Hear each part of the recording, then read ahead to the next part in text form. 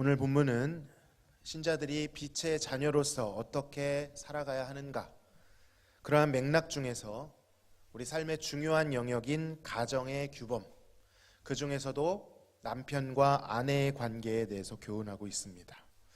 부부에 대해서 다루고 있기 때문에 주로 가정의 달이나 부부의 날 설교하기에 좋은 본문이죠. 그런데 이 말씀을 들으면 대개 부부들이 이런 특성을 보입니다. 예를 들어서 22절에 아내들이여 자기 남편에게 복종하기를 주께 하듯 하라 하면 이 말씀이 누구한테 가장 은혜가 될까요? 그렇습니다. 남편들입니다. 반대로 25절에 남편들아 아내를 사랑하라 축약을 했습니다. 사랑하라 라는 말씀에는 누가 위로를 받죠? 아내들이 은혜를 받습니다. 이 말씀을 들으면서 이 말씀을 듣고 내 남편이 변해야 되는데, 우리 아내가 은혜를 받아야 되는데, 혹시 자리에 하지 못했다면 그이가 여기 왔어야 되는데, 이런 식으로 말합니다. 이런 방식으로 적용하는 분들이 집으로 돌아가는 차에서 뭐라고 나눌까요? 들었지? 잘해. 여러분, 말씀을 누구에게 먼저 적용해야 합니까? 나에게 먼저 적용하시기를 바랍니다. 자, 그런데 오늘 말씀은 단순히 남편과 아내가 서로를 어떻게 대해야 되는가, 그것에 대한 내용이 아닙니다. 그것 자체로도 의미가 있지만 오늘 이 바울이 이 남편과 아내를 통해 드러내려고 하는 의도는 그것보다 더욱 심오합니다. 바울은 아내들과 남편들에게 권면한 것을 마친 뒤에 32절에서 이렇게 말씀합니다. 다 함께 크게 읽어보겠습니다. 이 비밀이 크도다. 나는 그리스도와 교회에 대하여 말하노라. 아멘. 바울이 직접적으로 지금 이 모든 글의 주제를 밝히고 있습니다. 부부 이야기를 쭉 해왔지만 반전이 일어나죠. 나는 지금 무엇에 대하여 말하노라?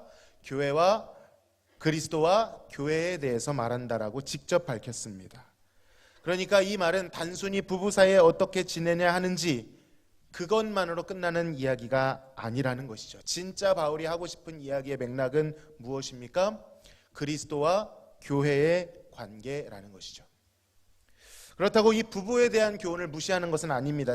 직접적으로 이것도 권면되어 있기 때문에 그 자체로 의미가 있습니다. 다만 그것이 끝이 아니고, 남들 세상에도 보면 부부 클리닉이 있지 않습니까? 그 정도로 그치는 것이 아니고 이 권면을 통하여서 궁극적으로 드러내려는 실체가 있다는 것입니다. 바로 그리스도와 교회 안에 있는 비밀입니다. 아니, 부부관계가 어떻게 감히 그리스도와 교회의 관계에 대입될 수 있단 말입니까? 너무 지나친 비약 아닙니까? 우리 가정생활을 보면, 물론 우리 대학교는 훌륭하시겠지만 우리가 그리스도와 교회의 관계라고 너무 큰 격차를 느낄 수도 있을 것입니다. 그러나 이것은 사람의 논리가 아니고 성경을 통하여 바울이 밝히고 있는 권위 있는 주제입니다. 만약 수능 시험에 언어 영역에 이렇게 나왔다고 하면, 이 본문이 시험으로 나왔다고 한다면 다음 필자가 말하려고 하는 핵심 주제를 고르시오. 그럼 1번은 부부 지침 생활, 2번은 그리스도와 교회의 관계. 무엇이 답이겠습니까? 둘 다. 이래서 좀 헷갈리는 거죠. 궁극적으로 드러내려고 하는 것은 그리스도와 교회의 관계일 것입니다. 바울은 바른 부부의 관계는 진정한 남편이신 예수 그리스도와 그의 순결한 신부인 교회의 관계에 긴밀히 연결되어 있다라고 가르칩니다. 여러분, 왜 남편이 아내를 사랑해야 합니까? 그 근거가 어디 있는 것이죠? 신랑이신 예수님께서 신부인 교회를 자신을 내어줌과 같이 끝까지 사랑하셨기 때문입니다. 아내는 왜 남편을 존경하고 그에게 순종해야 합니까? 그리스도께서 교회의 머리가 되셨고 그 몸의 구주가 되셨기 때문이죠. 이처럼 남편과 아내의 관계는 그저 사회적인 관계가 아니라 그 본질 자체가 예수님과 교회의 관계로부터 나온 것이라는 것입니다. 예수님과 교회의 사랑 관계가 실체라고 한다면 남편과 아내의 관계는 그 모체인 그리스도와 교회의 사랑을 반영하는 비유가 되는 것이죠. 오늘은 이 비유에 담겨 있는 영적 원리를 살펴보고자 하는 것입니다. 여러분, 예수님과 교회의 관계, 그리고 실제 남편과 아내의 관계 중에 무엇이 더 완전하고 영원할까요? 당연히 그리스도와 교회의 관계겠죠. 그것은 흔들림 없는 영원한 관계입니다. 그러나 대부분 경험해 보셨듯이 세상에 완전한 부분은 있습니까? 없습니까? 네, 확신에 차서 말씀하시네요. 아무리 사랑해서 만났다 할지라도 다른 점들이 있고 맞지 않는 점들이 있습니다. 혹 간혹 가다가 너무 잘 맞는 부부가 있다 할지라도, 전혀 앙금이 없다 할지라도 그 둘 사이를 언젠가는 시간이 갈라놓게 되어 있습니다. 영원할 수 없다는 것이죠. 이렇게 불안정한 관계임에도 불구하고 어떻게 우리는 감히 그 완전한 주님과 교회의 사랑 관계를 반영할 수 있는 비유가 되는 것일까요? 여러분, 그것은 하나님께서 우리를 하나님의 형상으로 지으셨기 때문입니다. 하나님께서는 다른 만물들은 말씀으로 창조하셨죠. 물론 이것도 대단히 의미가 있는 것입니다. 그런데 인간에 대해서는 유독 여러 과정을 거쳐서 창조하셨죠. 먼저 삼위 하나님께서 신적 협의를 거치셨습니다. 전능하신 하나님이 굳이 협의를 거치실 필요가 있습니까? 그러나 삼위 하나님께서는 굳이 신적인 합의를 거치셨습니다. 정성과 지혜를 다하여 만드셨다는 뜻이죠. 의도가 있었다는 것입니다. 창세기 1장 26절에 이렇게 되어 있습니다. 우리의 형상을 따라 우리의 모양대로 우리가 사람을 만들자라는 협의를 하셨습니다. 오직 인간만 하나님의 형상을 따라 창조된 것입니다. 여러분, 이 말을 쉽게 말하면 어떤 뜻이죠? 인간이 하나님을 매우 닮아 있다라는 뜻입니다. 이어서 창세기 1장 27절 28절에서는 하나님이 자기 형상 곧 하나님의 형상대로 사람을 창조하시되 남자와 여자를 창조하시고 하나님이 그들에게 복을 주시며 하나님이 그들에게 이르시되 생육하고 번성하여 땅에 충만하라, 땅을 정복하라, 중략하고 마지막엔 다스리라, 이렇게 되어 있습니다. 여러분, 이 말씀이 단순히 너희들은 만물의 영장 우월한 존재이니 땅을 정복해라, 번성해서 인구수를 꽉꽉 채워라, 이런 정도의 말씀이 아닙니다. 여러분, 무엇으로 번성하고 무엇으로 충만하고 무엇으로 정복, 다스리라는 것입니까? 바로 앞구절에 나오는 하나님의 형상으로 그리하라는 것입니다.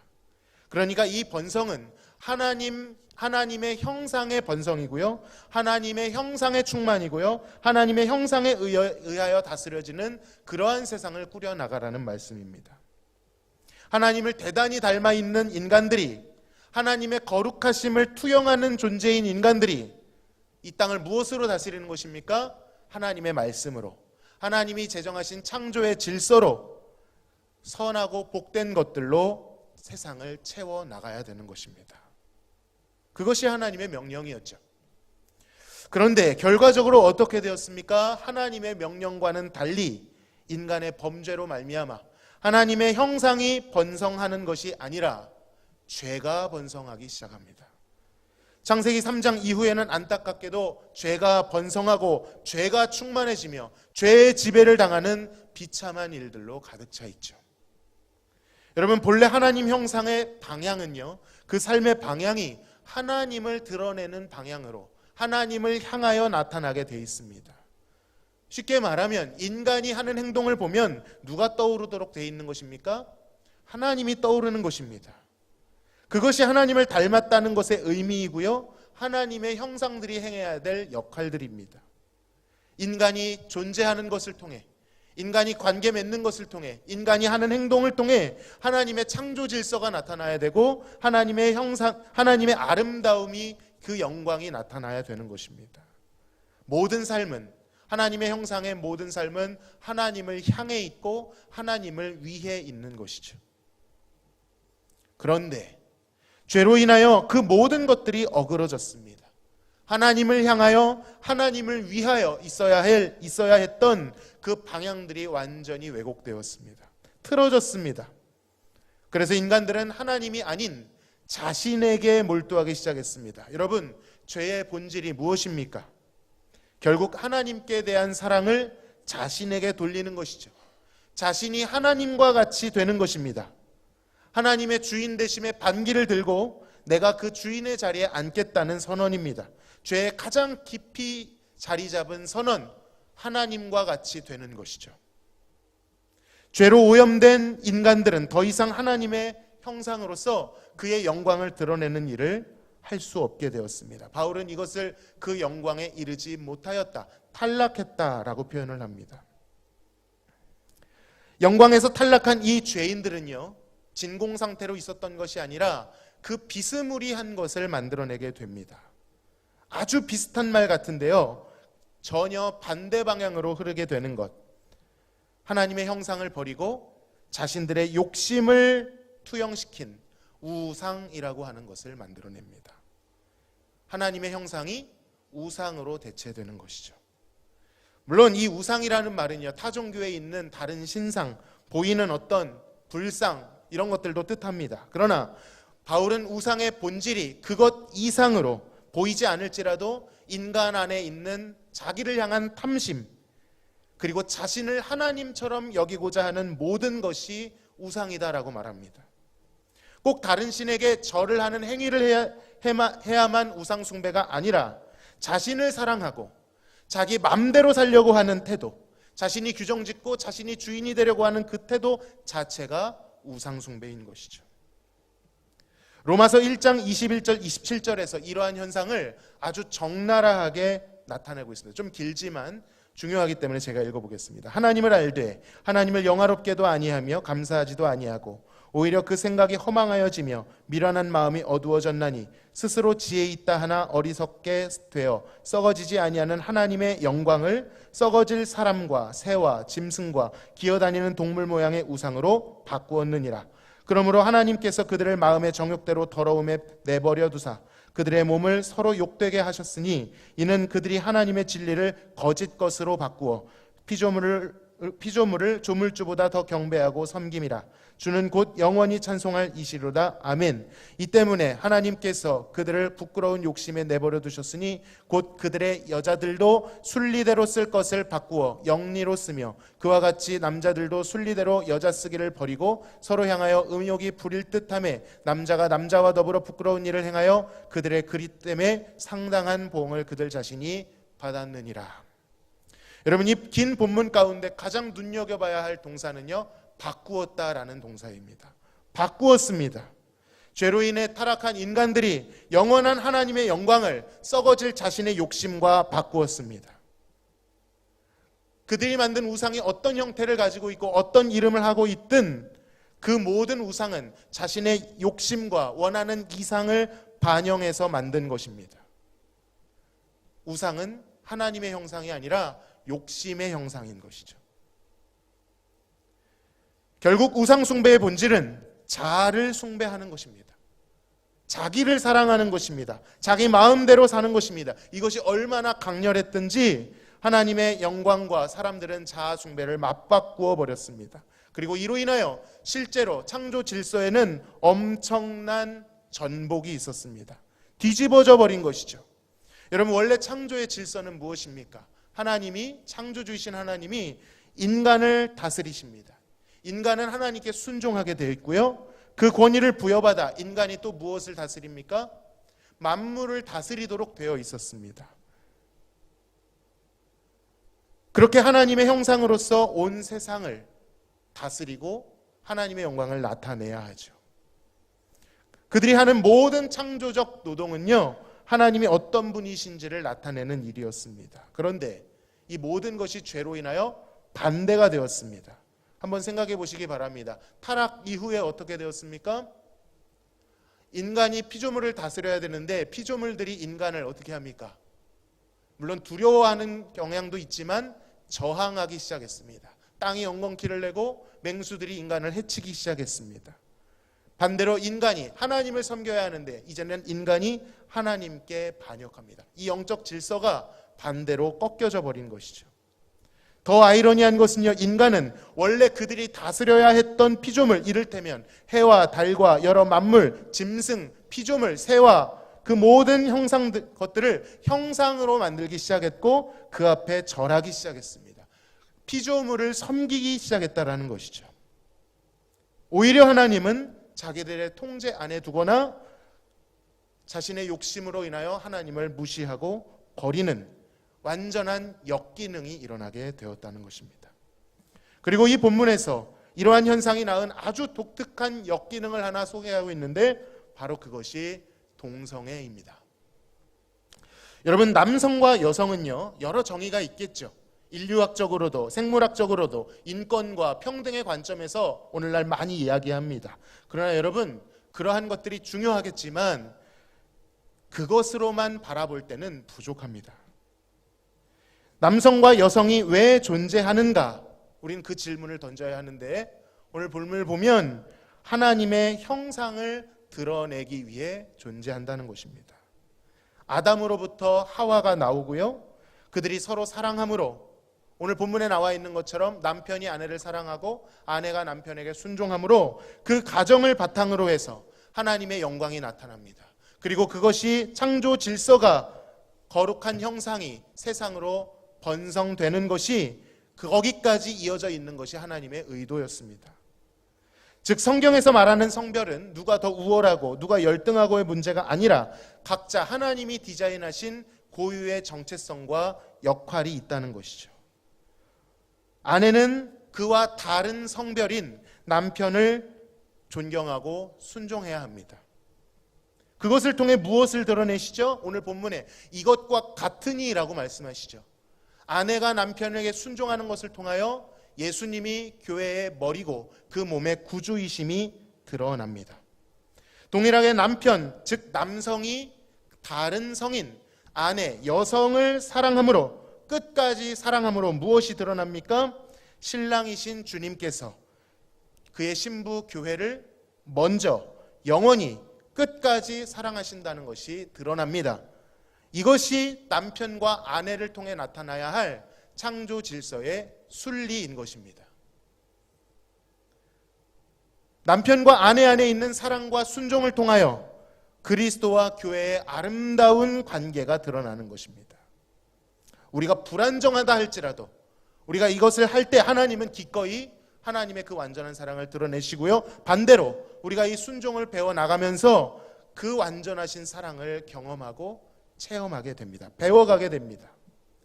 자, 그런데 만약 그 성이 같은 성이라면 이게 무슨 의미가 될까요? 남성이 남성을, 여성이 여성을 사랑한다면 이것은 단순히 생물학적으로 따질 것, 인권적으로 따질 문제가 아닙니다. 이것은 다분히 영적인 일입니다. 본문에는 남성이 누구로 비유되어 있습니까? 남편이 그리스도께 비유되어 있습니다. 아내가 누구에게 비유되어 있죠? 교회에 비유되어 있습니다. 그런데 남편이 남편을 사랑하고 아내가 아내를 사랑한다면 그것은 누구를 사랑하는 것입니까? 대상을 사랑하는 것이 아니라 자기 자신을 사랑하는 것입니다. 비유가 틀어집니다. 그러니까 이런 것이죠. 교회가 주님을 사랑해야 하는데 자신을 사랑하는 것입니다. 여러분, 이것은 순리가 아니라 영리라고 말씀합니다. 하나님을 사랑하는 것이 아니라 자기 자신을 사랑하는 것, 자기에게 몰두하고 자기를 중심으로 자신의 원함을 섬기는 것, 그것이 무엇이라고 했습니까? 우상 숭배라고 했습니다. 여러분, 동성애에 대해 쉽게 볼 것이 아닙니다. 인권의 문제가 아닙니다. 다양해진 사회적 문제가 아닙니다. 이는 창조 질서에 관한 문제입니다. 동성애는요, 인간의 타락으로 말미암아 생겨난 아주 기형적이고 역기능적인 우상 숭배입니다. 여러분, 그런데 이것이 오늘날 활성화되고 있습니다. 왜 그렇죠? 이 시대가 자기 자신을 사랑하라는 메시지를 끊임없이 던지기 때문입니다. 그것과 아구가 딱 맞아서 수면 위로 드러나고 있는 것입니다. 네가 주인이라는 것입니다. 그래서 성별도 당신이 정할 수 있다는 것입니다. 여러분, 가장 추악한 것이 인본주의입니다. 휴머니즘입니다. 인간들은 그런 것들이 우월한 것이라고 말하지만 여러분, 하나님이 보실 때 가장 문제는 누구일까요? 인간입니다. 죄를 품은 존재이기 때문이죠.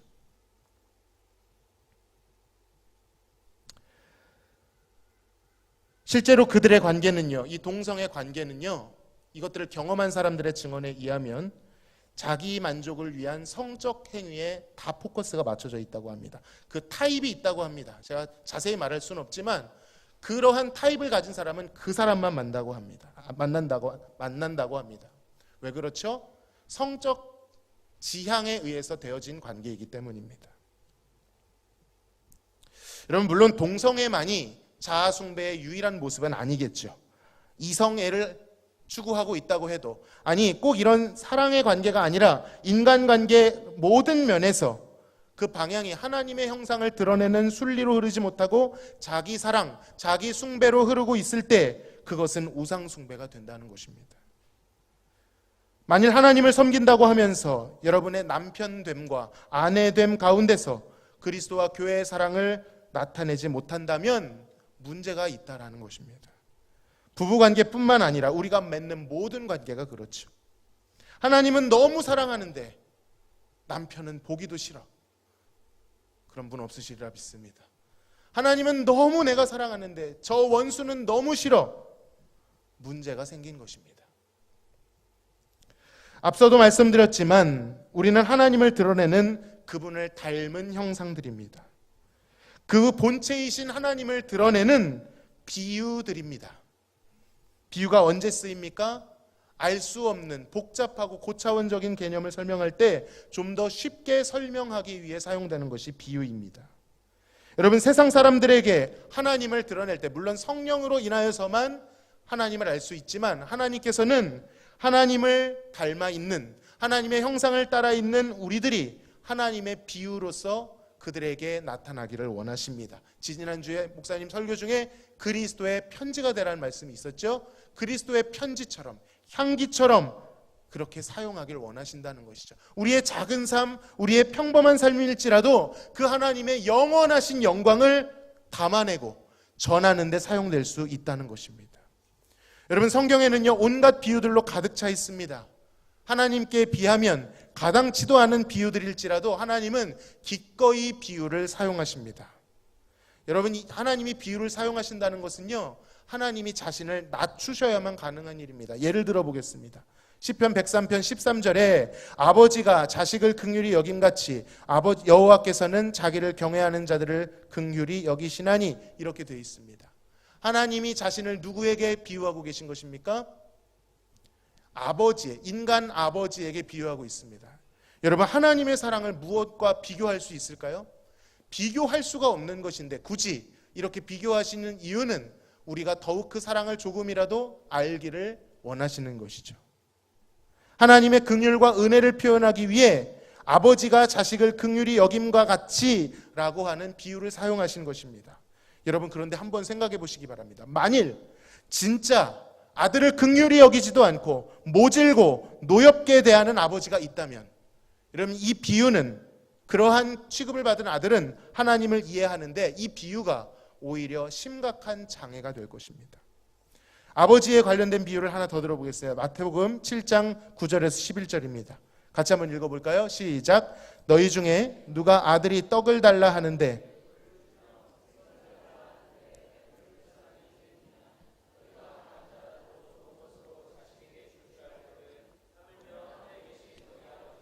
구하는 자에게 좋은 것으로 주시지 않겠느냐. 잘 아는 구절입니다. 주님께서 기도를 가르치시면서 이 비유를 사용하셨습니다. 악한 자라고 해도 떡을 달라고 하는데 자식에게 돌을 줄 사람이 있겠냐? 생선을 달라 하는데 뱀을 줄 사람이 있겠느냐? 악한 자라도 좋은 것을 자식에게 줄 안다면 하물며 하늘에 계신 하늘 아버지는 구하는 자에게 가장 좋은 것을 주시지 않겠느냐라고 말씀하시죠. 이 비유는 굉장히 파격적인 비유입니다. 높으신 하늘의 아버지가 일반 아버지도 아니고 악한 자라는 그 낮고 저 밑에 있는 수준의 비유물을 대며 자신을 대조하고 계신 것입니다. 악한 자도 이렇게 안 할 텐데 하늘에 계신 아버지는 하물며 오죽하시겠느냐, 이런 논리입니다. 자, 그런데 진짜 이런 아버지가 있다면 어떻게 하시겠습니까? 정말 이런 마음으로 자식을 대한다면 그 자식은 자식의 입장에서 어떨까요? 아버지를 떠올릴 때마다 오히려 아버지가 나에게 행했던 그 일들이 생각나며 하나님을 심각하게 오해하게 될 것입니다. 우리는 하나님을 인식할 때 육적 부모를 투영해서 알려고 하는 본능이 있습니다. 물론 그런 것들을 하나님께서 교정해 주시지만 기본적으로는 우리는 그것을 통해서 떠올리려는 경향이 있습니다. 그러한 환경 속에서 자란 자녀들은, 즉 아버지가 하나님의 선하심을 반영하는 형상처럼 살지 못했을 때는 오히려 이 자녀들이 하나님을 알아가는데 장애물을 겪게 된다는 것이죠. 반대도 마찬가지입니다. 부모를 도무지 존경하지 않는 자식이라면, 오늘 본문으로 해볼까요? 아내를 끝까지 사랑하지 않고 쉽사리 내버려 두며 외롭게 하며 분내며 돌보지 않는 남편으로 살아간다면, 반대로 아내가 남편을 도무지 존중하지 않고 존경하지도 않으며 무시하며 순종하지 않는다면, 그러한 관계를 통하여 그리스도와 교회의 사랑의 비밀이 도무지 드러날 수 없는 것입니다. 그리고 그러한 삶은 자기에게 몰두하고 있는 삶이기 때문에 하나님의 형상의 삶이 아닌 우상의 흔적이 남아있는 삶이라는 것이죠. 자신만 누리지 못하는 것이 아니라 다른 자들에게도 이 하나님을 알아가는 비밀을 가리우고 오해하게 만듭니다. 남편과 아내, 부모와 자식뿐입니까? 오늘 본문 뒤에 보면 부모와 자녀, 상전과 종에 대한 말씀, 사회에 만들어내는 모든 공동체 속에 우리는 하나님의 형상을 드러내는 비유가 되어야 된다라고 말씀하십니다. 욕심대로 행하는 자가 아닌 하나님의 형상을 나타내는 자가 되어야 되는 것이죠. 물론 쉽지 않습니다. 알아도 안 되는 것이 인간관계입니다. 주로 우리는 그렇게 생각하죠. 나는 똑바로 하는 것 같은데 상대방만 고치면 될 것 같은 착각이 듭니다. 여러분, 그렇게 어려울지라도 그럼에도 우리는 그것을 방치해서는 안 됩니다. 스스로 고쳐보라는 뜻이 아닙니다. 스스로 고쳐보려고 해도 안 됩니다. 그렇게 해서 될 일이 아니죠. 어떻게 해야 합니까? 실체를 바라봐야 합니다. 어그러지고 상처난 관계를 내 스스로 해결해 보려고 하는 것이 아니라 그리스도와 교회의 관계 앞으로 가지고 나가야 합니다. 성도들을 향한 신랑이신 예수님의 그 영원한 사랑, 그리고 그 은혜를 입은 신부인 교회의 존경심을 매일매일 매순간 묵상해야 합니다. 어느 현장에서요? 찢기고 이가 갈리고 눈물이 나는 그 현장에서 그 사랑을 깊이 생각해야 합니다. 복음을 생각해야 되는 것이죠. 그 복음의 샘에서만 회복의 힘이 넘쳐날 줄로 믿습니다. 사랑을 힘입지 않고는요, 그 원래의 그 사랑을 힘입지 않고는 도무지 회복은 일어나지 않습니다. 그 힘을 공급받을 때, 그 힘으로 순종해 나갈 때 이것이 선순환이 되어 우리는 조금씩 더 그 관계 안의 비밀이 알려지게 되는 것입니다. 말씀을 맺겠습니다. 사랑하는 성도 여러분, 그 사랑을 알고자 하는 마음으로 순종의 걸음을 디뎌보시기 바랍니다. 사람이 할 수 없는 그것을 하나님께서 하실 줄로 믿습니다. 믿음의 조상들은 이런 이야기를 들었습니다. 아브라함과 이삭, 그의 삶에 좌충우돌이 있었지만 그 주변의 토착민들은 이 아브라함과 이삭을 보며 내가 보니 하나님이 너와 함께 계시도다 라는 고백을 했습니다. 신약에서 안디옥 교회 성도들은요, 너희를 보니 예수 그리스도가 생각난다 라는 말을 하며 그들을 그리스도인이라고 불렀습니다. 우리 역시 그렇게 하나님의 형상을 드러내는 비유적 삶을 살 수 있기를 바랍니다.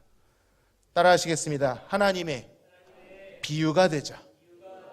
우리의 부족한 삶이라도 하나님은 기꺼이 하나님을 그 영광을 드러내는 비유의 통로로 사용하실 줄로 믿습니다. 기도하겠습니다. 하나님 감사합니다. 오늘 본문을 통하여 하나님의 형상으로서 살아가는 삶에 대하여 나누었습니다. 하나님의 영광을 위하여 살아가게 되어 있던 우리들이 죄로 인하여 내가 하나님처럼, 내가 주인인 것처럼 살아갔던 모습이 있다면 용서하여 주옵소서. 우리 안에 있는 우상 숭배를 버리고 오직 하나님만을 바라보며 하나님의 말씀에 순종하는 자들 되게 하여 주옵소서. 우리의 인생 가운데 수많은 앙금과 상처가 있지만 우리의 힘이 아닌 하나님께서 지으신 그 비밀을 날마다 알아가고 그것에 순종할 때 하나님께서 그 복음의 샘에서부터 나오는 사랑의 능력으로 우리의 모든 인간관계 가운데 하나님의 형상이 나타날 수 있도록 인도하여 주시옵소서. 예수님의 이름으로 기도하옵나이다. 아멘.